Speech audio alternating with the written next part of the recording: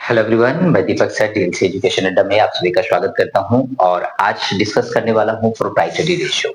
तो चलिए proprietary ratio की ओर आगे बढ़ते हैं। सो बहुत ही ज़्यादा टफ नहीं है, लेकिन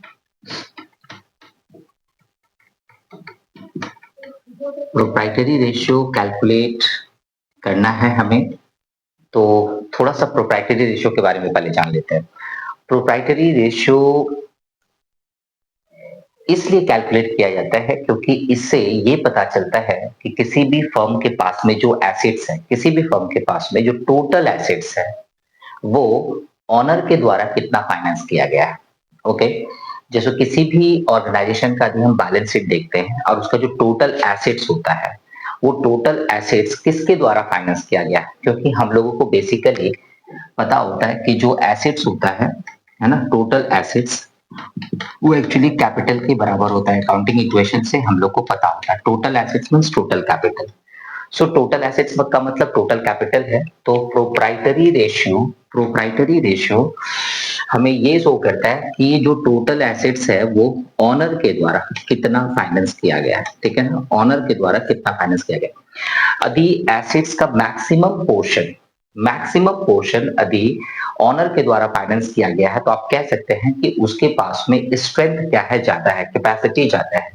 लेकिन ये टोटल एसेट्स का फाइनेंस यदि कैपिटल के द्वारा ना किया जाके, यदि आपको पता है ये वाला नेक्स्ट स्टेप, यदि टोटल एसेट्स का रिक्वायरमेंट यदि मालिक पूरा नहीं कर पाता है, तो बाहर से क्या लेता है, वो लोन लेता है।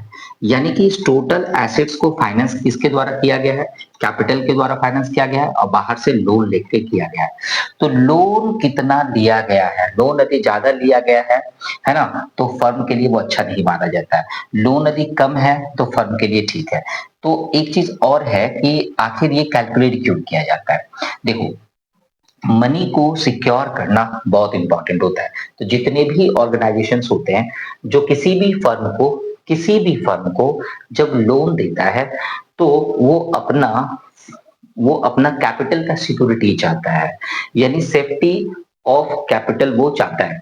तो प्रोप्राइटरी रेशियो से ये पता चलता है कि यदि किसी कारणवश इस फर्म का, जिस फर्म को वो लोन दे रहा है फिनेंशियल कंपनी, वो ये चाहता है कि यदि उस फर्म का लिक्विडेशन हो जाए, तो उसका कैपिटल सिक्योर है कि नहीं। क्यों? क्योंकि यदि लिक्विडेशन यदि हो गया उस कंपनी का, तो एसेट्स को बेच के ही तो लोन दिया जाएगा कैपिटल से पहले। तो प्रोप्राइटरी रेशियो हमें ये शो करता है कि जो टोटल एसेट्स है किसी फर्म का, वो कैपिटल के द्वारा कितना फाइनेंस किया गया है। तो कैपिटल के द्वारा कितना फाइनेंस किया गया है, यदि ये हमें कैलकुलेट करना है, तो ये तो समझ में आ गया होगा आपको। तो यहाँ पे प्रोप्राइटरी रेशियो, प्रोप्राइटर का मतलब है मालिक, और मालिक को हम लोग यहाँ पे शेयर होल्डर्स फंड के नाम से जानेंगे। शेयर होल्डर्स फंड, आप इसे इक्विटी के नाम से भी जानते हैं। यदि कहीं पे इक्विटी लिखा है तो कोई फर्क नहीं पड़ता है। सो प्रोप्राइटरी रेशियो मतलब शेयर होल्डर्स फंड और इक्विटी निकालेंगे कैसे।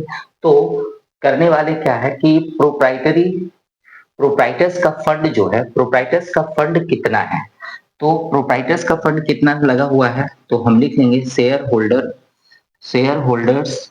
ठीक है, फंड कितना लगा हुआ है, शेयर होल्डर्स फंड हमारा कितना लगा। अच्छा, शेयर होल्डर्स फंड के बारे में मैं बताता हूँ आपको।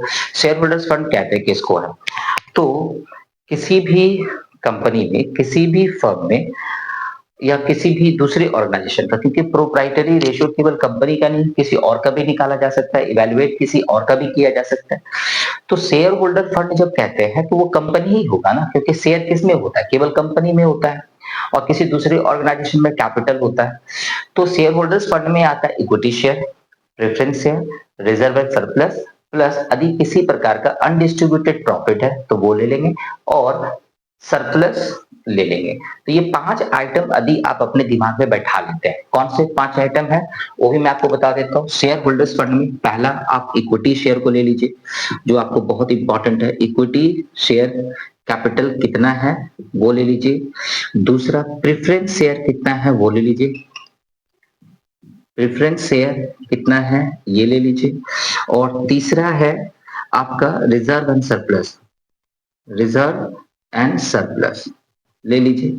अच्छा, रिजर्व में क्या आता है? स्पेशल रिजर्व आता है, जनरल रिजर्व आता है।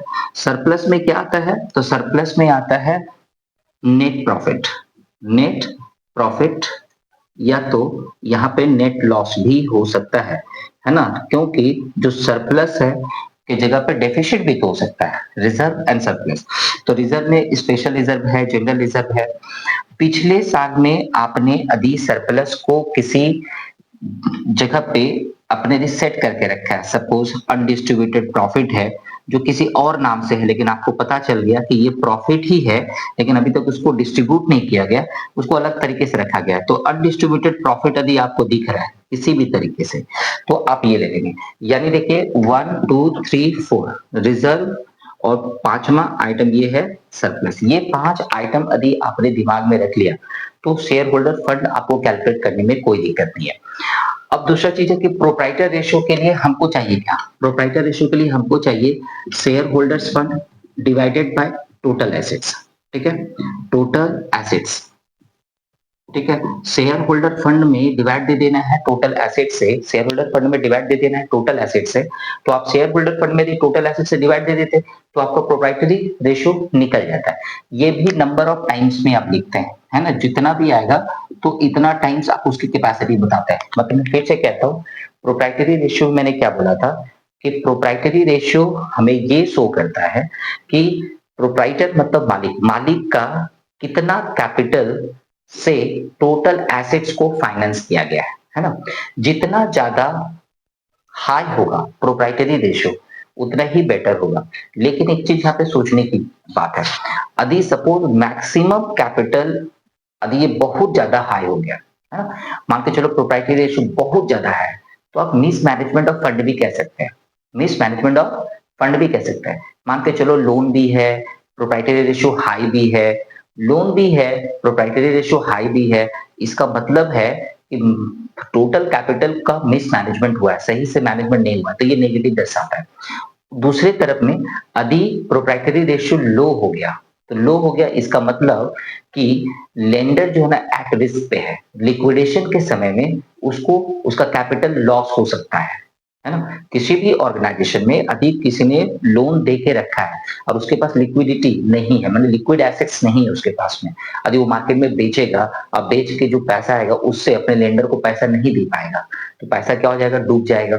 यानी कि आप कह सकते हैं कि यदि लो प्रोप्राइटरी रेशियो है तो ये एक प्रकार का सेफ्टी मेजर शो करता है, किसके लिए? लेंडर्स के लिए जो फाइनेंस करते हैं।